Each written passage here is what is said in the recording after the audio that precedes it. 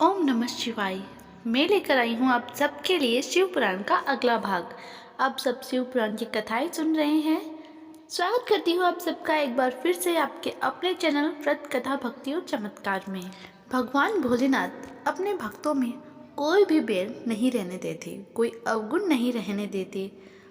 भोले भंडारी हमारे भोलेनाथ बहुत ही भोले हैं और हमारी थोड़ी सी भक्ति से प्रसन्न हो जाते हैं।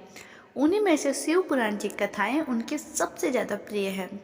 इन कथाओं को सुनकर धीरे धीरे आप अपने अवगुणों से दूर होंगे और जो अवगुण इसमें बताए गए हैं उनका आपको खास तौर पे ध्यान रखना है।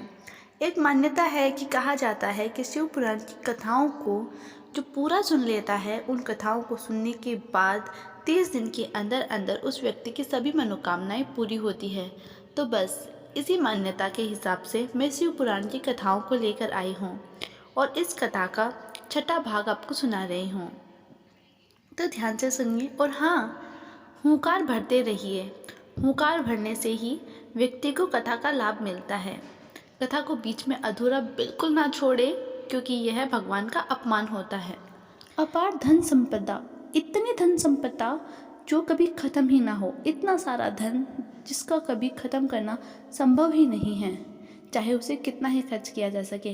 इतनी धन संपदा के मालिक हमारे कुबेर महाराज। ये हम सब जानते हैं कि कुबेर जी की थोड़ी सी कृपा मिल जाए तो इस धरती पर हम बहुत बहुत बहुत बहुत अमीर हो जाएं। यह कुबेर जी हमारे शिव शंकर जी के भक्त हैं। तो कथा की शुरुआत करते हैं। यह कथा उन्हीं पर बेस है, तो सुनिए। एक बार कुबेर जी ने सोचा कि मेरे पास इतनी धन संपदा है, मैं इतनी धन संपदा का मालिक हूँ, संसार में किसी इंसान के पास तो छोड़ो, देवताओं के पास भी मेरी जितनी धन संपदा नहीं है। मैं चाहूँ जिसको रातों रात मालामाल बना सकता हूँ, इतनी धन संपदा का मैं मालिक हूँ। क्यों ना सभी देवताओं को दिखाया जाए कि मेरे पास कितना सारा धन है। यही दिखाने के लिए उन्होंने भोज की व्यवस्था की, बहुत सारा खाना बनवाया, उन्होंने भोज की व्यवस्था की। इसके लिए कार्ड बांटने गए। कार्ड तो हम लोग बांटते हैं, वो तो स्वयं निमंत्रण देने गए। वह गए सारे देवताओं के पास और उन सारे देवताओं को कहने लगे कि मेरे यहाँ भोज है, आप जरूर पधारिए, मेरे यहाँ भोज है, आप जरूर आइए। ऐसा करते करते वह हमारे भोले बाबा के पास पहुँचे। शिव जी के पास जाके उन्होंने कहा कि हे शिव जी, आप तो जानते हो कि मैं आपका कितना बड़ा भक्त हूँ, तो मैंने ना छोटा सा भोज रखा है सारे देवताओं के लिए, आप उस भोज में ज़रूर ज़रूर ज़रूर आइए। तो शिव जी ने कहा कि मैं तो किसी के यहाँ खाना खाने नहीं जाता हूँ। तब कुबेर जी कहते हैं, जी नहीं, आपको मेरा निमंत्रण स्वीकार करना ही पड़ेगा। अगर आप ही नहीं आओगे, आप ही नहीं होंगे, आप मेरा निमंत्रण नहीं लोगे तो और कौन आएगा, आप ही तो मेरे वहाँ की शान बनोगे। तो शिव जी कहते हैं कि देखो, तुम्हारा निमंत्रण तो मैं ले लेता हूँ, पर मैं तो नहीं आ सकता क्योंकि मैं किसी के यहाँ खाना खाने जाता ही नहीं। तो फिर ऐसा करता हूँ, मैं अपने छोटे बेटे को भेज देता हूँ। तो कुबेर जी खुश हो गए कि ठीक है, आपके परिवार में से कोई आना चाहिए, चाहे आपका बेटा आ जाएगा, चलेगा। कुबेर जी ऐसे कर कर लौट गए। कुबेर जी ने बहुत सारा खाना बनवाया, तरह तरह के पकवान बनवाए, बहुत कुछ किया। अब शिव जी भाप गए थे कि इसमें बहुत ज़्यादा घमंड आ गया है, यह बुलाने खाना खाने के लिए नहीं आया है, यह सारे देवताओं को अपनी धन संपत्ति दिखाना चाहता है और इस घमंड का निवारण तो मुझे करना ही होगा। इसीलिए शिव जी ने वहाँ जाने से इनकार कर दिया और अपने छोटे बेटे को भेजने के लिए कहा। छोटे बेटे में कौन थे? नहीं बताओ, सोचो कौन थे? हमारे गणेश जी। तो उन्होंने सोचा कि मैं गणेश जी को भेज देता हूँ। तो उन्होंने गणेश जी को कुबेर जी के भोज में भेज दिया। अब जैसे ही गणेश जी वहाँ गए, सारे देवता आए हुए थे, गणेश जी गए तो कुबेर जी कहते हैं, आओ आओ आओ, आपका स्वागत करते हैं, आओ। गणेश जी चले गए।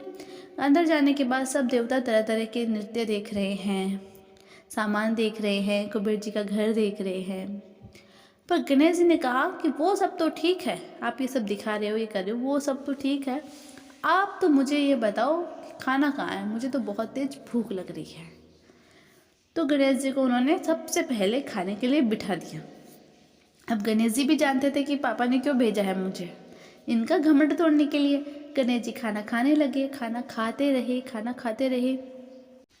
गणेश जी ने इतना सारा खाना खाया कि सारे देवताओं का खाना खत्म। जितना खाना बना था सब खत्म हो गया। कुबेर जी यह देख के दंग रह गए।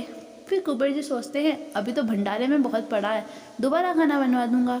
गणेश जी भंडारे में भी पहुंच गए और वहाँ पे भी जाके सारा खाना खा गए रसोई घर में, मतलब एक दाना भी नहीं छोड़ा घर में। अब कुबेर जी देवताओं को क्या खिलाएं, कुछ बचा ही नहीं। गणेश जी बाहर आए। गणेश जी बाहर आके बोलते हैं खाना कहाँ है, मुझे बहुत ज़्यादा भूख लग रही है, मैं क्या खाऊंगा। तो कुबेर जी कहते हैं कि महाराज जितना सभी देवताओं के लिए बना था वो तो आप सब खा चुके हैं। तो गणेश जी कहते हैं कि जब तुम्हारे पास किसी को खाना खिलाने की व्यवस्था ही नहीं है, तुम एक इंसान का पेट ही नहीं भर सकते, तो इतना बड़ा भोज रखने की क्या आवश्यकता थी।